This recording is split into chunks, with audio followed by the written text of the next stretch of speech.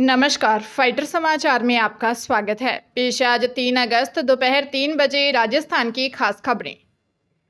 Anti corruption bureau की team ने नगर परिषद संचोर के कार्यवाहक आयुक्त योगेश आचार्य के 9 ठिकानों पर छापा मारा। आचार्य के पास आय से अधिक संपत्ति होने के शक में यह कार्रवाई की गई है। कार्रवाई के दौरान टीमों को आचार्य के ठिकानों से 4 लग्जरी कारें, 40 से अधिक महंगी ब्रांडेड घड़ियां, गोल्ड प्लेटेड मोबाइल, 22 लाख रुपए कैश और 7 आवासीय और व्यवसायिक प्लॉट के दस्तावेज, सोने और चांदी की ज्वेलरी मिली। अभी तक कार्रवाई चल रही है। एसीबी के महानिदेशक डॉक्टर रवि प्रकाश मेहरड़ा ने बताया कि आचार्य के संचोर, सुमेरपुर, बलवना, कोलीवाड़ा, पाली, जोधपुर, जयपुर स्थित 9 ठिकानों पर छापा मारकर तलाशी अभियान चलाया गया। तलाशी के दौरान कार्यवाहक आयुक्त के यहां पर एक बैंक लॉकर, कई बैंक खाते के दस्तावेज मिले। लग्जरी सुविधाओं से लैस फार्म हाउस मिला। मुख्यमंत्री भजनलाल शर्मा अपने निर्वाचन क्षेत्र सांगानेर विधानसभा क्षेत्र की जन समस्याओं को लेकर गंभीर हैं। सीएम ने सांगानेर विधानसभा क्षेत्र में 1913 करोड़ के 65 कार्यों की प्रगति की समीक्षा की। मुख्यमंत्री ने सभी विभागों के लापरवाह अधिकारियों पर कार्रवाई के निर्देश दिए।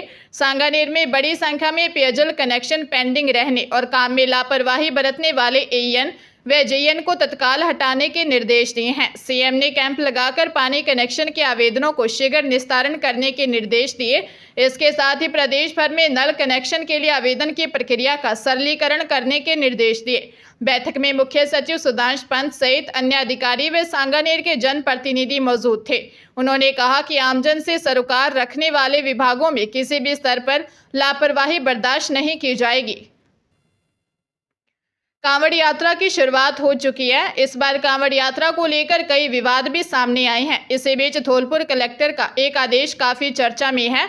इसमें कांवड़ ले जाने वाले यात्रियों के लिए गाइडलाइन जारी की गई है। इसमें लिखा गया है कि इस दौरान डीजे और लाउड स्पीकर पर पाबंदी रहेगी, यानी राजस्थान की सीमा में आते ही उन्हें डीजे बंद करना होगा। हालांकि कलेक्टर की ओर से इसे राज्य सरकार के नियमों का हवाला बताया गया है, लेकिन इसे लेकर स्थानीय बजरंग दल के नेताओं ने विरोध भी शुरू कर दिया।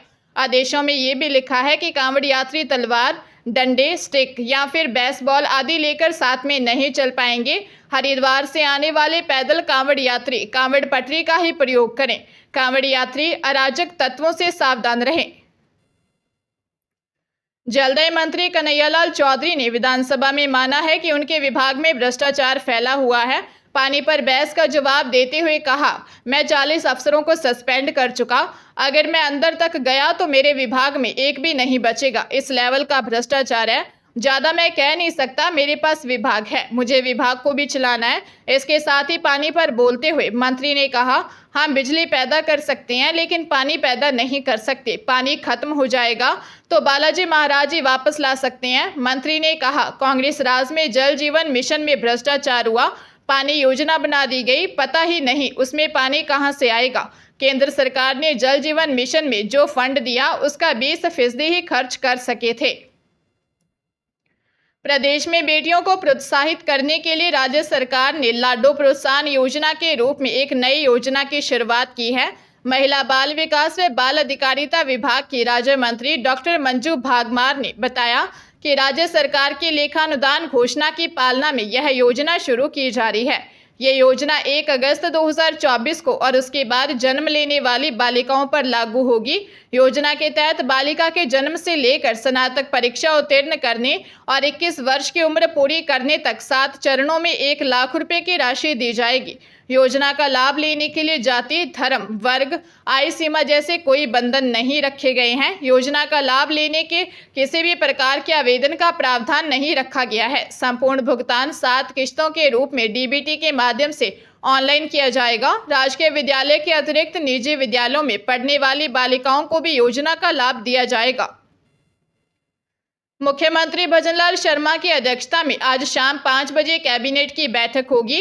कैबिनेट की बैठक के बाद तुरंत बाद ही मंत्रिपरिषद की बैठक होगी। ऐसे में माना जा रहा है कि भजनलाल कैबिनेट और मंत्रिपरिषद की मीटिंग में कई अहम मुद्दों पर चर्चा हो सकती है। बड़ा सवाल ये है कि क्या मंत्री पद से इस्तीफा देने वाले किरोड़ीलाल मीणा मीटिंग में आएंगे या नहीं। उच्च पदस्थ सूत्रों के अनुसार सीएम भजनलाल की कैबिनेट मीटिंग में दिसंबर में होने वाले इन्वेस्टमेंट समिट को लेकर चर्चा हो सकती है। बारिश के बाद प्रदेश में आपदा राहत को लेकर चल रहे प्रयासों पर भी इसमें चर्चा होगी। बजट क्रियान्वयन में तेजी लाने पर चर्चा होगी। कैबिनेट की बैठक में बजट सत्र के बाद मंत्रियों को राजस्थान के अलग अलग जिलों में भेजने पर भी चर्चा संभव है। आगामी दिनों में पीएम नरेंद्र मोदी के प्रस्तावित दौरे को लेकर भी चर्चा संभव है। राजस्थान में शुरू हुआ भारी बारिश का दौर आज भी जारी रहेगा। आज राजस्थान के 3 जिलों में भारी बारिश का ऑरेंज अलर्ट है, वहीं 7 जिलों में येलो अलर्ट जारी किया गया है। तेज बारिश की आशंका के चलते भीलवाड़ा, टोंक, जैसलमेर, बीकानेर, बाड़मेर, बालोतरा और केकड़ी जिलों में स्कूलों में छुट्टी की घोषणा की गई है। मौसम विज्ञान केंद्र जयपुर के अनुसार आज शाम से अति भारी बारिश का दौर शुरू होगा। कल यानी 4 अगस्त को कोटा, उदयपुर संभाग के जिलों में अति भारी बारिश की आशंका जताते हुए 9 जिलों के लिए ऑरेंज अलर्ट जारी किया है। मौसम विज्ञान केंद्र जयपुर के निदेशक राधेश्याम शर्मा ने बताया कि लो प्रेशर सिस्टम का असर जयपुर, अजमेर, जोधपुर और बीकानेर संभाग के कुछ भागों में 4 से 6 अगस्त के दौरान देखने को मिल सकता है, जिससे यहां भारी और अति भारी बारिश होने की प्रबल संभावना है। राजधानी जयपुर के गोपालपुरा बाईपास पर बजाज नगर थाने के सब इंस्पेक्टर व कैफे संचालक में विवाद के बाद आपस में मारपीट हो गई। एसीपी मालवीय नगर आदित्य पूनिया दोनों पक्षों को बजाज नगर थाने ले गए। जानकारी के अनुसार गोपालपुरा बाईपास पर एक कैफे है। रात को बजाज थाने की 112 नंबर गाड़ी मौके पर पहुंची तो संचालक से विवाद हो गया। इस पर एसआई फूलचंद सादा वर्दी में अपनी टीम के साथ पहुंचे। कैफे में काम करने वाले आकाश मेहता से विवाद के बाद एसआई ने 2 थप्पड़ मार दिए, जिससे आकाश मेहता के दोस्त बलजीत सिंह ने एतराज उठाया। इसके बाद बलजीत सिंह ने शराब बेचने से इनकार करते हुए बिना सबूत मारपीट को लेकर एसआई फूलचंद से झगड़ा हो गया। दोनों में आपस में लात घूंसे चले। कमिश्नर बिज्जू जॉर्ज जोसेफ का कहना है कि मामले की दूसरे जिले के अधिकारियों से जांच करवाकर अग्रिम कार्रवाई करेंगे।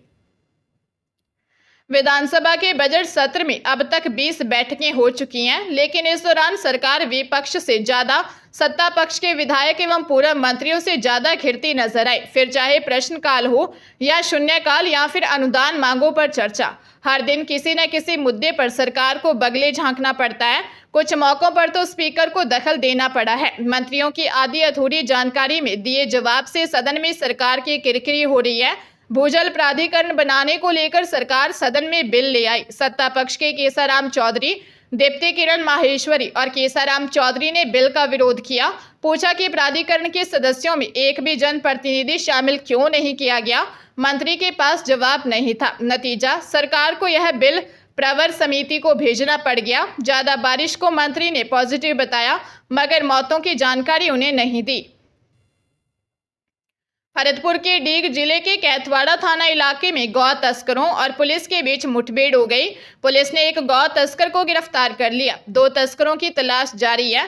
थानाधिकारी मदन लाल ने बताया कि रात को क्यूआरटी टीम से गौ तस्करों के बारे में सूचना मिली थी, जिसके बाद पुलिस की टीम खेड़ा बासोली में बंद पड़े क्रैशर जोन पर पहुंची। कुछ देर बाद वहां से तेज रफ्तार पिकअप निकली, जिसे रोकने की कोशिश की, लेकिन पिकअप नहीं रुकी, जिसके बाद पुलिस और क्यूआरटी ने गौ तस्करों का पीछा किया। इस दौरान गौ तस्करों ने पुलिस पर फायरिंग कर दी। जवाबी कार्रवाई में पुलिस ने भी फायर किए। पुलिस से घिरता देख आरोपी उभाका और तिलकपुरी के कच्चे रास्ते पर पिकअप को जंगल में खड़ा कर भाग निकले। पुलिस ने घेराबंदी कर एक आरोपी कमल निवासी सैसन थाना जुरहरा को पकड़ लिया। पुलिस ने गौवंश को गौशाला भिजवा दिया। राजधानी जयपुर में दोस्ती कर युवती से रेप का मामला सामने आया है। मिलने के बहाने आरोपी ने घर बुलाकर जबरन रेप किया और विरोध करने पर शादी का वादा किया। फांकरोटा थाने में सांगानेर सदर निवासी युवती ने दी रिपोर्ट में बताया कि कुछ समय पहले उसकी मुलाकात राहुल से हुई थी। दोनों में दोस्ती होने पर एक दूसरे से मिलना जुलना होने लगा। आरोप है कि मिलने के बहाने आरोपी राहुल ने बहना बनाकर घर बुलाया। धोखे से घर मिलने बुलाकर उसके साथ जबरन रेप किया। विरोध करने पर शादी का वादा किया। शादी का झांसा देकर आरोपी राहुल ने उसके साथ देह शोषण किया। शादी करने का दबाव बनाने पर आरोपी ने मना कर दिया। धोखे का एहसास होने पर पीड़िता थाने पहुंची। पुलिस ने मामला दर्ज कर जांच शुरू कर दी है।